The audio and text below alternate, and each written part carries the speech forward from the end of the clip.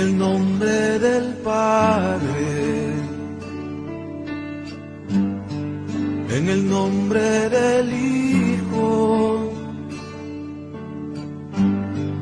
en el nombre del Santo Espíritu, Dios me bendijo. A lo largo de los evangelios se puede leer que Jesús enseñó y realizó curaciones en las sinagogas. Él tenía por costumbre ir a la sinagoga el día sábado, como lo solían hacer los judíos practicantes de su época. En esta época de Jesús, aparte de ser un lugar de culto, la sinagoga hacía a veces de centro comunitario del pueblo, o bien sala de reuniones, también escuela, tribunal y también un lugar para estudiar las escrituras.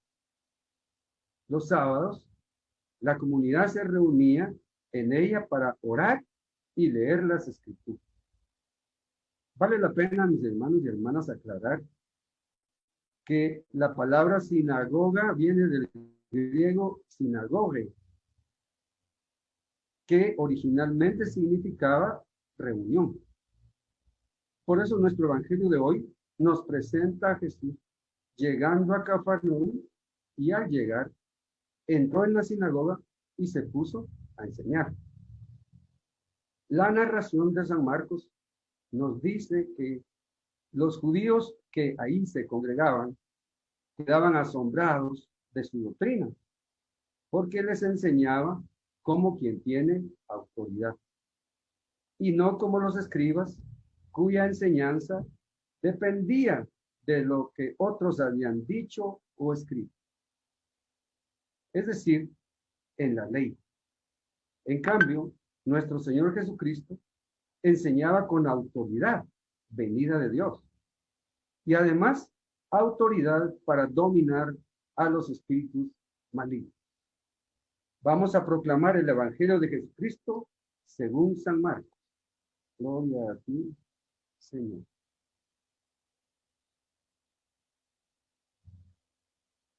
Llegan a Cafarnaúm. Al llegar el sábado, entró en la sinagoga y se puso a enseñar. Y quedaban asombrados de su doctrina, porque les enseñaba como quien tiene autoridad, y no como los escribas. Había precisamente en su sinagoga un hombre poseído por un espíritu inmundo, que se puso a gritar: ¿qué tenemos nosotros contigo, Jesús de Nazaret? ¿Has venido a destruirnos?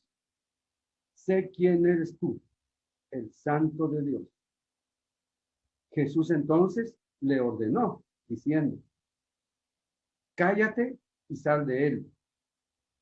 Y agitándole violentamente, el espíritu inmundo dio un fuerte grito y salió de él. Todos quedaron asombrados, de tal manera que se preguntaban unos a otros: ¿qué es esto? Una doctrina nueva, expuesta con autoridad. Manda hasta a los espíritus inmundos y le obedecen. Bien pronto su fama se extendió por todas partes, en toda la región de Galilea. Hermanos y hermanas, esta es palabra del Señor. Gloria a ti, Señor Jesús. Señor, no nos dejes caer en tentación y líbranos del mal. Dios los bendiga, mis hermanos y hermanas. En primer lugar, no olvidemos que Jesús expulsa a los demonios por el Espíritu de Dios, lo cual prueba que el reino de Dios ha llegado ya a los hombres. Él recorría todas las sinagogas de Galilea y expulsaba a los espíritus inmundos. Jesús comienza a enseñar en la sinagoga durante las asambleas del sábado, y la gente que lo escuchaba se asombraba por su manera de enseñar y por la autoridad con la que lo hacía. Entró en aquella sinagoga un hombre que estaba en poder de un espíritu malo. Inmediatamente después de haber predicado, mostrando su enorme amor al prójimo, nuestro Señor se dedica totalmente a atender, a liberar y a dar paz al hombre que estaba cautivo de un espíritu sucio. Y éste se puso a gritar: ¿qué tenemos nosotros contigo, Jesús de Nazaret? ¿Has venido? ¿Eres tú el Santo de Dios? Jesús entonces le ordenó diciendo: calla y sal de él. Y gritándole violentamente, el espíritu inmundo dio un fuerte grito y salió de él. Todos quedaron asombrados, de tal manera que se preguntaban unos a otros: ¿qué es esto? Una doctrina nueva expuesta con autoridad. Manda hasta los espíritus inmundos y le obedecen. Jesús triunfa, mis hermanos y hermanas, otra vez más sobre el enemigo del mundo. Los exorcismos del Señor muestran la victoria final del reino de Dios sobre el mal y la muerte. Por eso el demonio no puede impedir la edificación del reino de Dios. Nuestro catecismo de la Iglesia Católica nos dice que tras la elección desobediente de nuestros primeros padres, se halla una voz seductora opuesta a Dios que por envidia los hace caer en la muerte. La Escritura y la tradición de la Iglesia ven en este ser un ángel caído, llamado Satán o diablo. La Santa Madre Iglesia enseña que primero fue un ángel creado por Dios, con naturaleza buena. Pero ellos, los demonios, se hicieron a sí mismos malos. El pecado de estos ángeles, esta caída, consiste en la elección libre de estos espíritus creados, que rechazaron radical e irrevocablemente a Dios y a su reino. Sin embargo, el poder de Satán no es infinito, no es más que una criatura. Ya lo decíamos, no puede impedir la edificación del reino de Dios.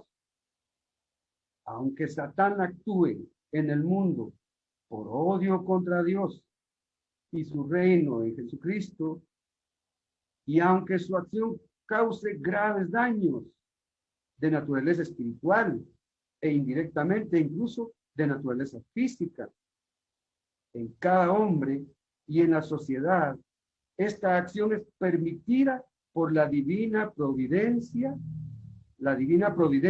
que es lo que Dios nos regala en ese sentido, que con fuerza y dulzura dirige la historia del hombre y el mundo para hacer el bien. Por eso nuestro Señor Jesucristo nos deja una arma poderosa contra el maligno cuando nos enseñó la oración del Padre Nuestro. Especialmente, mis amados hermanos y hermanas, cuando le pedimos al Señor: no nos dejes caer en tentación y líbranos del mal. Jesús ha vencido a Satán y a los demonios, tal como nos lo muestra en el Evangelio proclamado hoy. La vida y la acción de Jesús se sitúa en la perspectiva de este duelo entre dos mundos.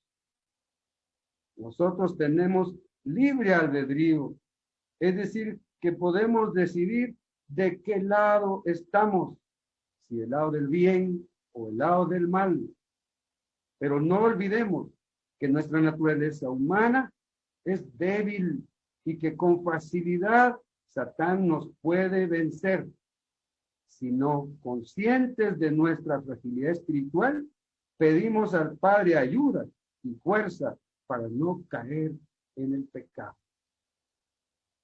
Pero debemos entender bien, mis amados hermanos y hermanas, entender bien esta petición que hacemos al Señor.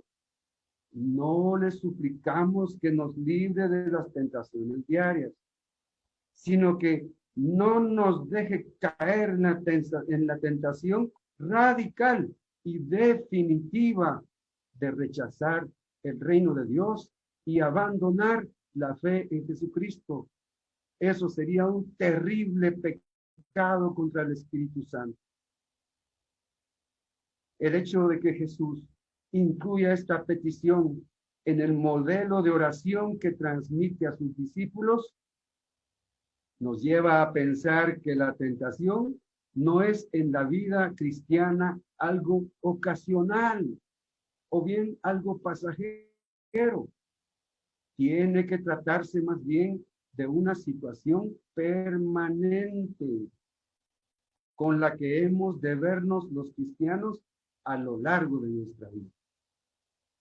Nuestro Señor destaca sobremanera este aspecto de riesgo y de lucha que tiene nuestra vida y nuestra fidelidad de creyentes.